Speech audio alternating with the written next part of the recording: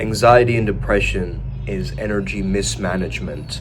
Let me start talking today about this topic. I am Uncle Makara, all relations. Let's get started today. Make sure you hit that like and subscribe button because we're back today speaking on another incredible video today.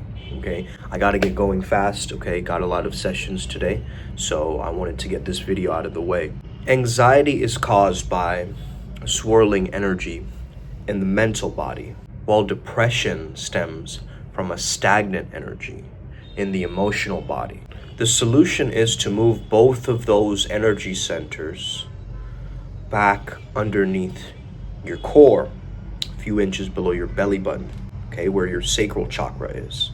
This is where I at least find my seat of power. I am more specifically a sacral chakra path. However, some people like to keep it in the solar plexus and the heart and so forth, but I've found it to be in the lower dantian.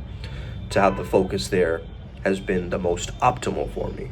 So our ego mind identity is sort of like electromagnetic interference, because our ego will start to project all these concepts, thoughts, beliefs, safety, control measures onto our lives. So imagine that you're carrying this low frequency force field for self-preservation, and I must make the identity live on, I must protect, I must stay safe, I must have dignity.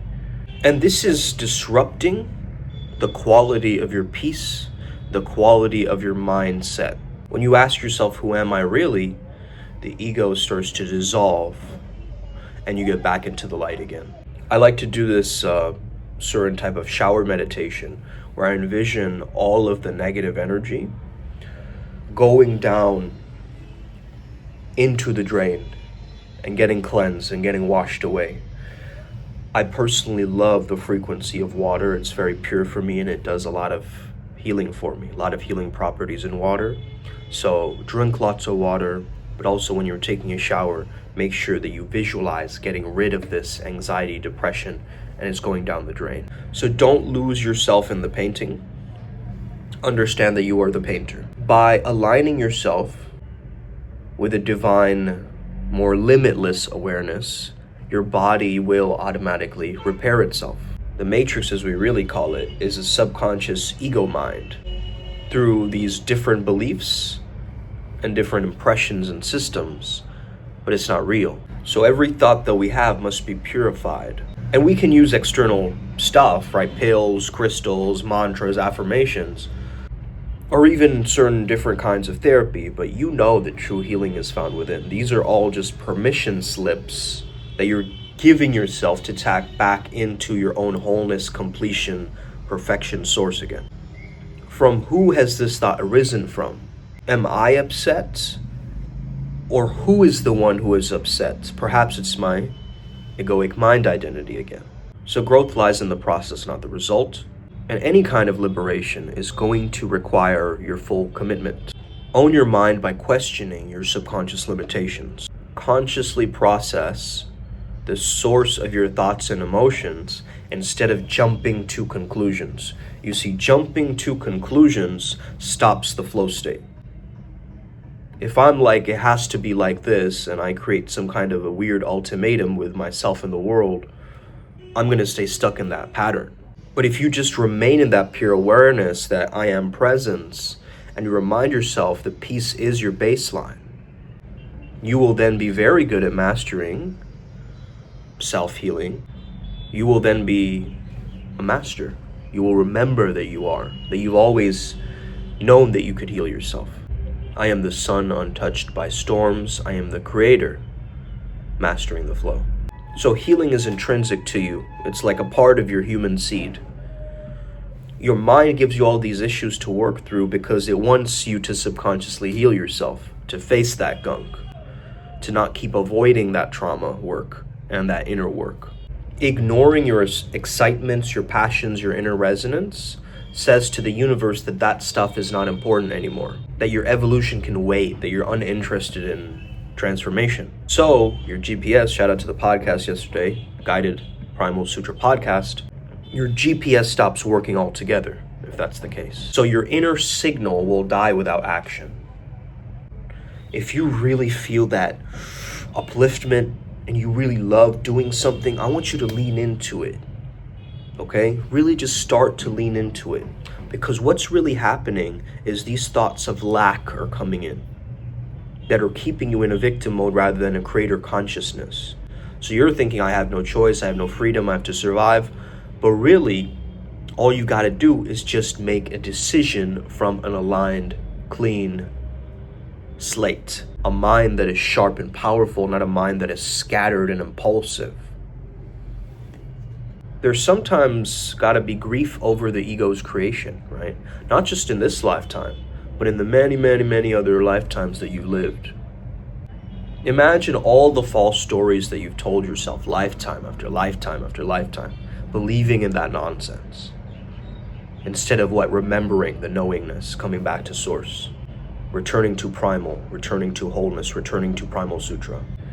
It's an adjustment process, so the resonance and the frequency is already there within you. You just gotta tune it like a musical instrument. Think about your day-to-day. Are you treating this thing and refining it? Are you just kind of going with it, sort of letting the day unfold, kind of not having any trajectory or a sense of awareness? We are only as sick as our secrets. We are not sick, we are just unaware, okay? So bring it back to your awareness again, and you will start to notice that you are not in the past, depressed, thinking about these old memories, and you're not in the future, anxious about what's going to happen. You are fully alive and awakened into the now, and as you can hear the traffic from my background, I am here in India speaking to you. You may be from another part of the world, but hear my message, because you know this, you remember this, you subconsciously actually already know this and understand this, right? That's why you're resonating with this message, because you already have this understanding that I am a healer. I've always been a healer. It's just what has been my most healing thoughts and transformative positive thinking that overrides my negative. That's really what we're looking for. We're taking the power back into your own hands again, so you can become the driver of your own consciousness. You're not constantly in the passenger seat as your ego takes the wheel, or some other trauma takes the wheel, or something else is pulling you to do these certain things where it feels like it's being forced upon you, it's being coerced. Okay? So now you need to reclaim your sovereignty, your autonomy, your independence, and your interdependence, and your connection. Okay? The real you has always been in the background.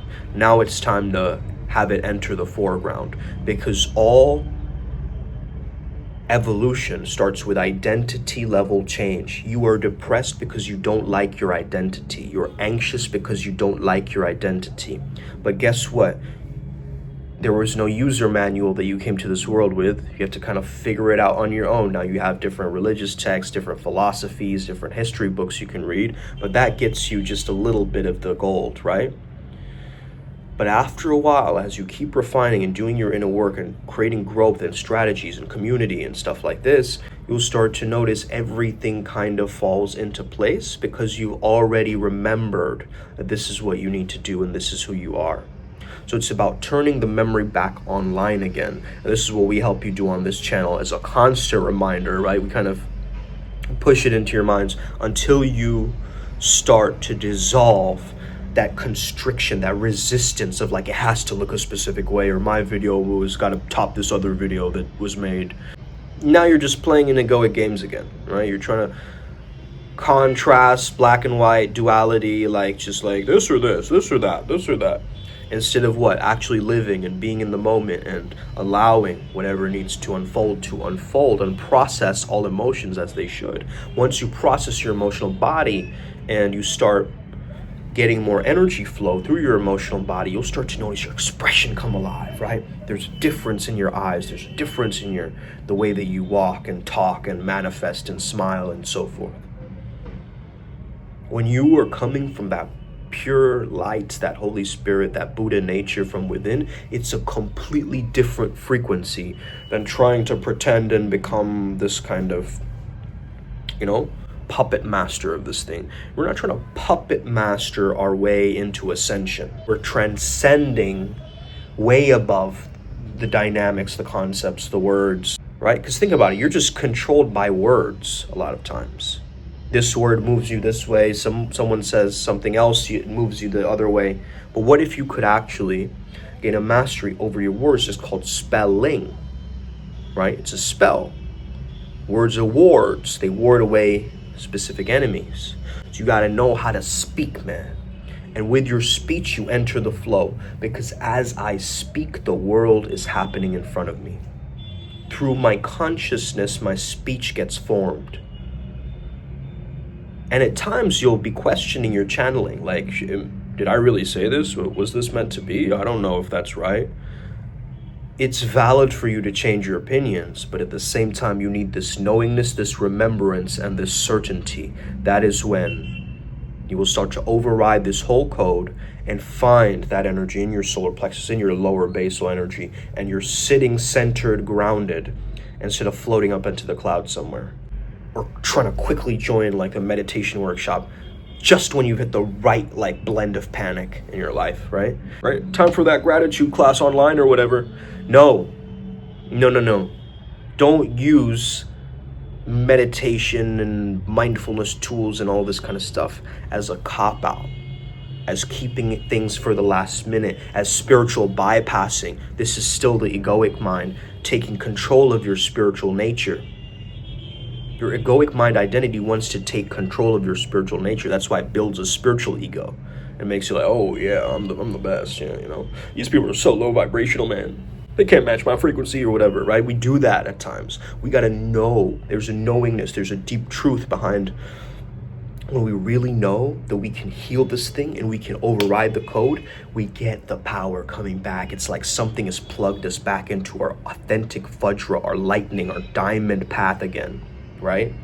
And once we know that, we feel that truth, everything else is a ripple effect on top of that. Let's get it. Upward spiral, gang. May we never be the same again. Let's go. Let's win, okay?